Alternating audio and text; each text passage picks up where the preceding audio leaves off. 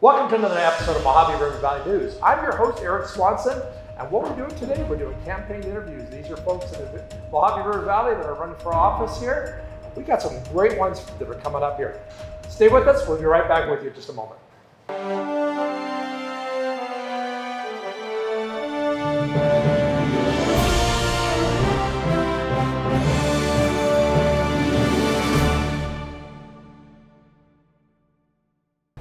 So I'm going to be sitting down here in just a few moments with Stevevonna Evans, and so she is running for the Adelanto position for mayor, and I believe there's 5 different candidates in this race. So this will be very, very interesting. It'll be a great conversation. We get her take exactly what she feels that winning this seat would do for the town, the city of Adelanto.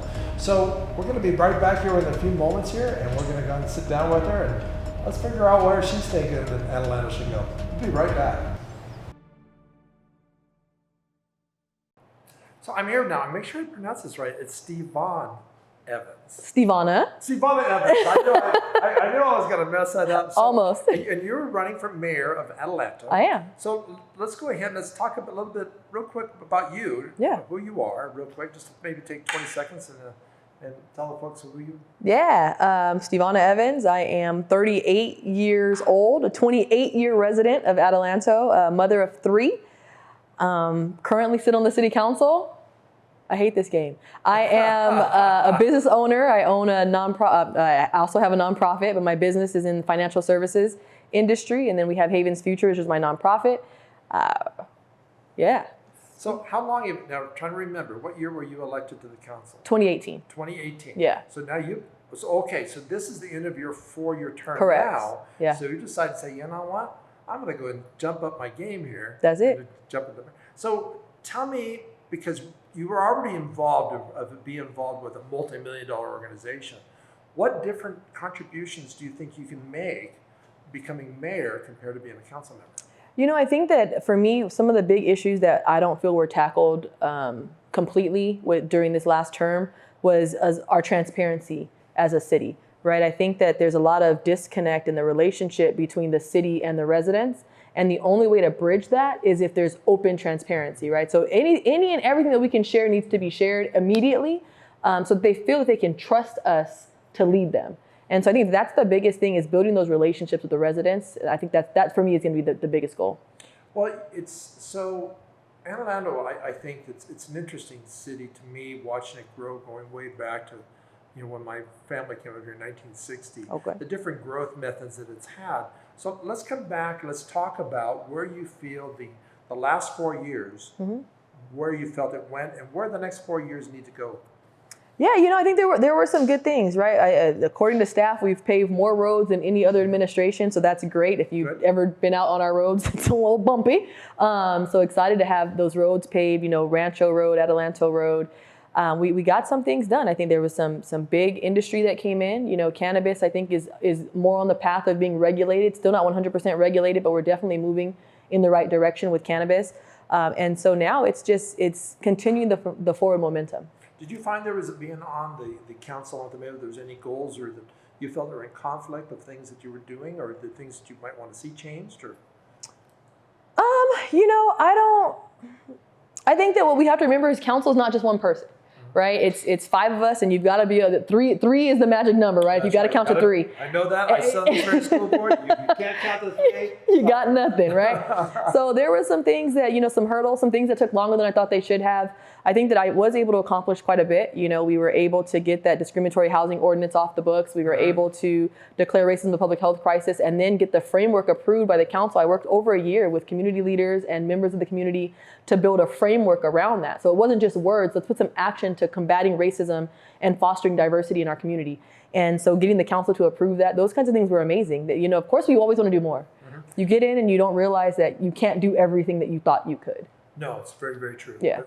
Now, let's talk about affordable housing, because you guys have probably are really on top of your game out there, because if I remember right from the census, what I've heard is you guys really, your numbers were huge. Yeah. Where do you see, because some of the challenges today, because you have wages are here, housing's going up quicker than wages, but that's just what it is. The way it is. Mm-hmm. How do you continue to develop affordable housing? Where do you feel Adelanto falls into that? Yeah, I don't think that we're doing enough. In Adelanto. We've got houses going up left and right, but I don't think that we're putting in any kind of regulation to ensure that a percentage of those houses and or apartment units or whatever are affordable. And what happens is when you look at like the RENA numbers and you're looking like you're saying the census and people's income and what we have in Adelanto, most of the residents of Adelanto fall in low or extremely low income bracket, right? So and we're saying we want housing to be 30% of your income, but if my income is only 35,000, my house or my housing needs to be like $700 a month. Where are we finding those apartments, even apartments now at that rate? And I agree. It's one of the challenges. I mean, you guys are a huge percentage of your population commutes, like Hesperia. Yeah. And I mean, anybody, the closer you are to get to the pass, the easier it is. So you have to be able to find housing for that. Let's jump into another topic here real quick, because we're kind of talking about really, we've touched on this, that the cost of housing is going to be more difficult. So, for example, for apartment buildings, is there any development that direction you feel that the city needs for the future? Yeah, so we've got a big complex coming in. It's very controversial. A lot of residents didn't want it, and nonetheless, it was voted in. And so, but even in there, they're saying they're not putting any affordable housing in there. They're not going to take Section 8. It's not going to be affordable. And so it's like, now we start having to worry about the gentrification and how are we really going to take care of our residents that are here currently, as opposed to hoping for the future. So let's talk about a whole different topic, because you can have all these different dreams that you want to do all day. But if you don't have money, can't do anything. Right. Can't do anything. Nothing's going to happen. Right. But what do you guys sit? You sit on the 395 corridor, the Highway 18 corridor. Yep. Where do you feel that the community, or should say the council, can help make sure that more dollars are captured from the transient dollars running through the community? Yeah, so it comes down to our partnership with Caltrans, right? Years and years ago, some administration decided to sign a contract with Caltrans that said we wouldn't put any more ins or outs on Palmdale. Yeah. I'm sorry, on 395. Right. And so that's been a huge struggle, and we've been working hard to mend that relationship and get that amended, right? But that's where it has to go. That's where we should be incentivizing companies and businesses to come in on 395, on Palmdale, like you're saying, to capture all that traffic that's just passing through. Right. Yeah. So I think that you're right on, because if you can't capture some of that, because those are the folks coming through, those are the ones that are actually burdening your community in the all first day. place.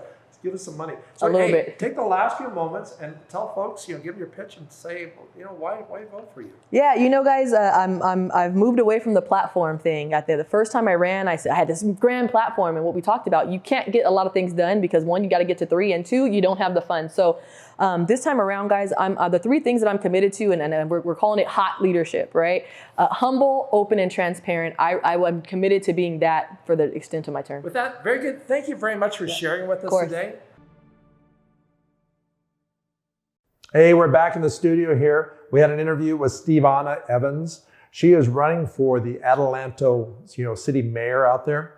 Also, you know what? Without the Greater High Desert Chamber of Commerce and Mark Craftfield partnering along with Mojave River Valley News, these interviews would be really tough to bring your way. Also, if you haven't had a chance, please subscribe and ring the little bell so when we have more interviews coming your way, you'll be able to capture them. On behalf of the Chamber and Mojave River Valley News, we'll see you next time.